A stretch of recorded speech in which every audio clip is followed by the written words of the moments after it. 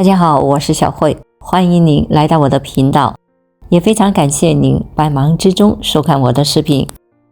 今天给大家分享的内容是甘油三酯的劲敌找到了，是种食物，没事可多吃，保持血管干净通畅。只要一提起甘油三酯偏高，很多人都会想到高血脂症，这是错误的医学认知。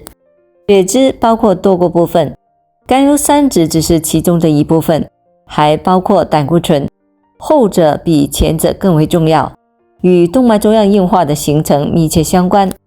尽管如此，甘油三酯对于血脂的影响也不容小觑，因为它与心血管疾病的发生发展同样有关系。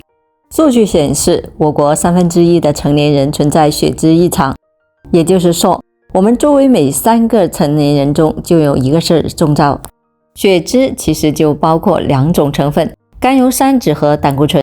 很多人都将关注点放在了胆固醇上，对甘油三酯却不是很了解。那么甘油三酯是什么呢？甘油三酯其实就是脂肪，也就是油的学名。临床上它被作为一项重要的指标，与总胆固醇、高密度脂蛋白胆固醇、低密度脂蛋白胆固醇并列，成为了血脂检查的基本项目。在4项指标中，最容易受饮食影响的指标就是甘油三酯。只要饮食中摄入的脂肪多了一点，甘油三酯的水平就会升高。反之，降低高脂食物的摄入，偏素饮食，该数值就会下降。甘油三酯的主要功能是供给与储存能量。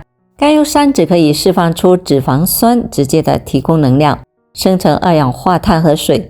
在食物短缺的时候，还可以转化成葡萄糖，供大脑等的重要器官使用。也就是说，甘油三酯是人体的营养物质，是人体重要的战略储备，还可以固定和保护内脏器官。它的来源主要有2种：一、肠道会吸收食物中的脂肪，将其转为甘油三酯。人体肝脏及脂肪能自主地合成甘油三酯。甘油三酯的水平一般由遗传和生活环境因素共同影响，有一部分人即使合理的控制饮食，也会因自身代谢甘油三酯的能力降低而升高。后天因素多由于饮食中含大量的脂肪，或继发于其他的疾病，如糖尿病、甲状腺功能减退、胰腺炎等。2、甘油三酯过度升高的危害。在正常的情况下，人体中的甘油三酯水平在 0.4 至 1.76 毫摩尔每升之间。当超过了 2.26 毫摩尔每升时，称为甘油三酯过高，会增加脂肪肝的发生率。当甘油三酯水平超过了 5.65 的时候，就可以诊断为高甘油三酯症，此时会加剧动脉粥样硬化的进展，患冠心病的概率极大增加，脑梗塞、心肌梗死的发病率也会大幅升高。当甘油三酯水平严重升高，超过了 11.3 毫摩尔每升的时候，就十分的容易诱发急性胰腺炎，会有生命危险。3、如何降低甘油三酯水平？外国人的高脂血症主要以胆固醇增高为主，但对中国人来说，高脂血症以甘油三酯增高为主，受饮食和运动影响较大。甘油三酯增加的副作用会不断的累积，即使有人不吸烟，血压、体重正常，但只要甘油三酯长期的超标，心血管以及代谢状态仍然会受到威胁。1、控制脂肪摄入。油炸食品含有大量的脂肪，不宜过多的食用。另外要控制体重，体重指数不要超过24。可以学学地中海饮食。地中海饮食主要组成是果蔬、坚果、豆类、全谷物等，油类主要是橄榄油，肉类则以鱼肉和禽肉为主。2、少吃甜食。甘油三酯高的人对于糖类十分的敏感，因为糖类会加重甘油三酯升高。美国亚特兰大心血管组织的心脏病学专家曼弗雷德·桑德勒说：“我坚持以植物为基础的饮食，摄入适量的蛋白质，避免淀粉和加工糖，这样不仅能够保持胆固醇和甘油三酯水平正常，还有助于减肥。3、合理减压，调控情绪。压力会引发肾上腺素、甘油三酯反应，提高了低密度脂蛋白胆固醇水平。高血脂患者在忙碌之余，应该抽空的发呆5分钟，或到户外放松心情，做一些冥想练习和瑜伽锻炼。在工作生活方面，设定切合实际的目标，适当的宣泄压力，合理的安排工作和生活，多给自己留一些休息和娱乐时间。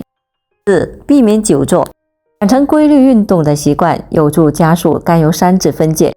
推荐每周至少进行150分钟的中等强度有氧运动，每周3到5次，比如快走、慢跑、骑自行车等。4. 甘油三酯的劲敌找到了，4种食物没事可多吃，保持血管通畅。1. 黑豆。